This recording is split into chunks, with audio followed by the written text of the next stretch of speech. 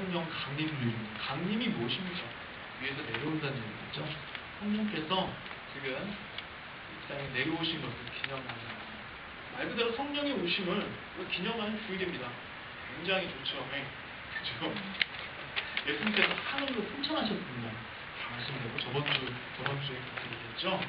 근데 예수님께서 하늘로 승천하신 후에 예수님께서 약속하신 성령이 그 옛날 오순절날 가락방에 모인 예수님의 제자들과 거기에 있었던 약 한 120명 정도 되는 사람에게 예수님의 성령이 강하게 임하게 됩니다. 각 사람이 성령이 굉장히 충만해져서 각기 다른 말로, 다른 방언들로 말하게 되는 아주 기이한 체험을 하게 됩니다. 사도행전에 그렇게 나와 있습니다. 근데요, 이들이 그 당시에 했던 그 120명 정도 되는 사람들이 했던 그러한 기이한 성령 체험들이요, 오늘날에도 많은 사람들에게 동일하게 나타나고 있습니다. 저에게도 나타나고 있고, 여러분에게도 나타나고 있고, 혹은 제 딸에게도 나타나고 있습니다. 근데 우리가 성령이 임했다는 가장 대표적인 증거가 무엇입니까? 뭐라고 생각하십니까? 뭐라고 생각하시나요? 대표적으로 나 성령 체험했어. 뭐라고? 모릅니다. 사람들이 보면요, 대표적으로 내가 성령을 체험했다라는 증거를 방언을 가지고 평가를 합니다. 아주 굉장히 웃긴 우주말도 있죠. 아시죠? 네, 그런 것들 해보셨나요?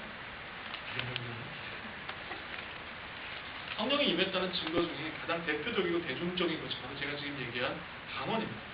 방언이 터지는 것입니다. 그래서 어떤 사람은요, 자기가 방언을 받았는지 아니면 받지 않았는지, 지금 김현주 성교육처럼 방언을 안 받았다 그러면은 저분은 성령 체험을 안 한 거야 라고 그렇게 판단하는 사람이 있습니다. 갑자기 뜨끔하시니까. 근데요, 중요한 게요, 그 방언은요, 성령 체험 중에 가장 많이 나타나는 그냥 은사 중에 하나일 뿐이라는 것입니다. 그래서 그것 때문에 내가 방언을 하지 않았다고 해서 내가 성령을 못 받았다, 혹은 방언을 했다 해서 내가 성령을 받았다, 성령을 체험했던 그 여부를 방언을 통해서는 판단을 할 수는 없습니다.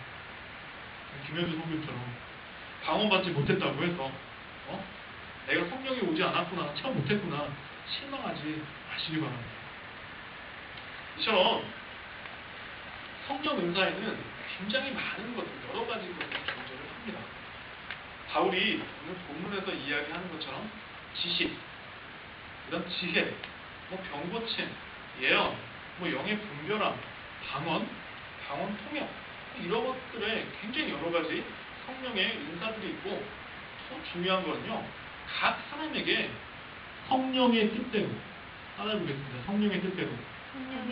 네, 성령의 뜻대로 이러한 은사를 주시기 때문에 이 사람에게는 방언하는 은사가 나타날 수 있고요, 저 사람에게는 병 고치는 은사가 나타날 수 있고요, 또 저 사람에게는 아무것도 안 나타날 수 있는 것입니다.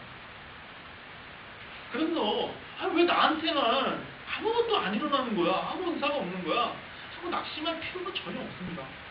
그리고 혹시 은사를 내가 받았다고 해서, 방언했다고 해서, 혹시 내가 이렇게 갑자기 병 고침의 은사를 받아서 내가 사람의 병을 고쳤다고 해서 내가 자만해하거나 은사를 받지 못한 다른 사람들을 무시해서는 안 됩니다.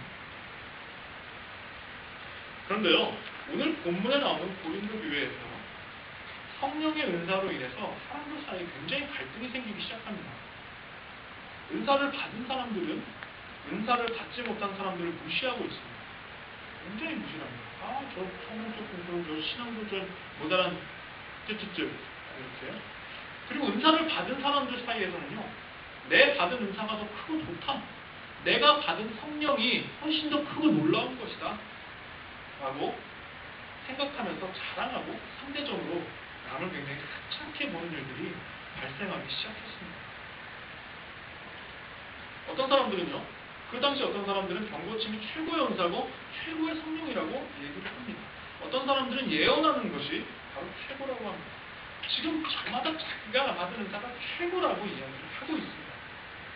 이런 상황에 직면한 바울은요, 성령의 은사에 대해서 고린도 교인들이 갖고 있는 편견들과 잘못된 생각을 생각을 바로잡기 위해서 오늘 본문부터 해서 고린도전서 14장까지 긴 이야기를 그대에게 합니다. 제가 일일이 다 설명해 드리지 않겠습니다. 집에 가서 읽어보십시오. 12장부터 14장까지 유명한 13장, 고린도전서 13장 아주 유명한 장입니다. 뭐죠? 언제나 명참 이게 고린도전서 13장입니다. 여하튼 성령의 은사에 대해서 이야기하는 장면이 12절부터 14절까지 14장까지 3절에 거치 3챕터 3개에 거쳐서 굉장히 길고 굉장히 자세하게 나옵니다. 근데요, 이렇게 고린도 교회 교인들의 이야기가 굉장히 오래된 이야기임에도 불구하고 비단 남의 이야기 같지가 않습니다. 왜 그렇죠? 한국 교회 교인들도 고린도 교회 교인들과는 별반 좀 다르지 않았던 것 같습니다. 여러분들은 어떠실지 모르겠습니다. 한국 교회 교인들은요, 뭐 이민 교회 교인들도 마찬가지입니다. 굉장히 성령에 대한 관심이 굉장히 많습니다. 그래서 많은 교회들과 또 성도들이 성령에 관한 집회를 하고 공회를 열면 많은 성도들이 그곳에 찾아가서 성령을 받으려고 합니다. 이런 부흥회와 집회를 가면요, 사람들이 굉장히 받고 싶어하는 것이 바로 뭐냐면 성령이 주시는 은사, 성령의 은사를 굉장히 받고 싶어합니다.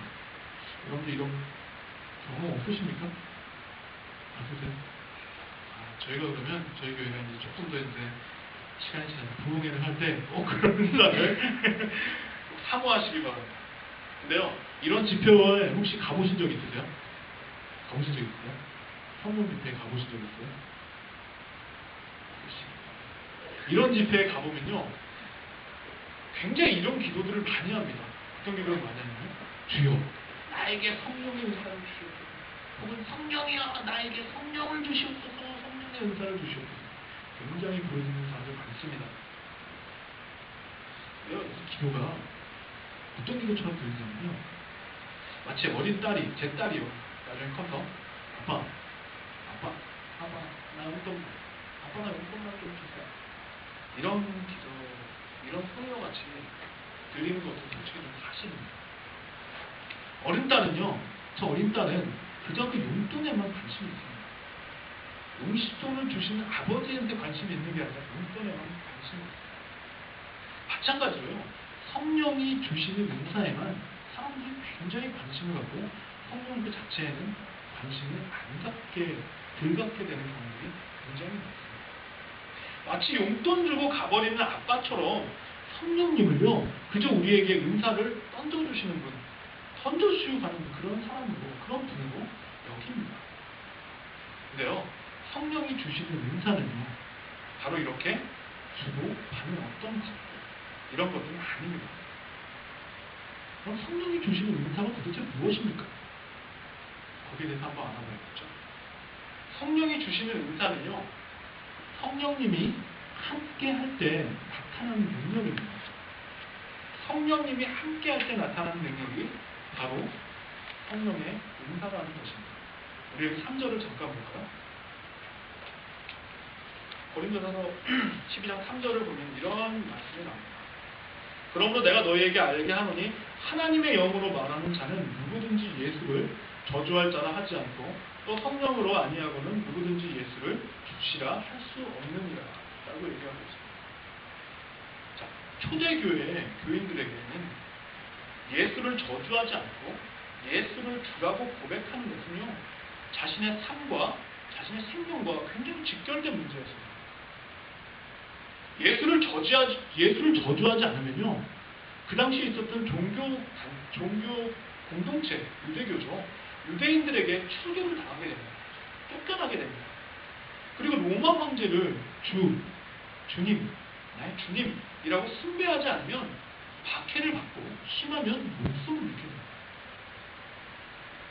근데 어디에서 이 사람들은 자신의 삶과 자신의 목숨을 포기하고 예수님을 주님이시오, 예수님을 저주하지 않는 이런 고백을 할 수 있는 용기가 나오는 것입니다. 그 대답이 바로 3장의 말씀입니다. 그들에게는요, 하나님의 영, 즉 성령이 함께 있기 때문에 이런 고백을 할 수 있었던 것입니다. 마찬가지로요. 우리가 예수님을 나의 구원자이십니다. 예수님은 나의 살아계신 하나님의 아들입니다. 라고 여러분이 고백하고 여러분이 믿게 되는 것은요. 여러분의 의지가 아니라 성령님께서 여러분과 함께 하시기 때문에 이런 고백들이 가능하게 되는 것입니다. 성령님이 함께 하시지 않으면 절대로 은사는 나타나지 않습니다.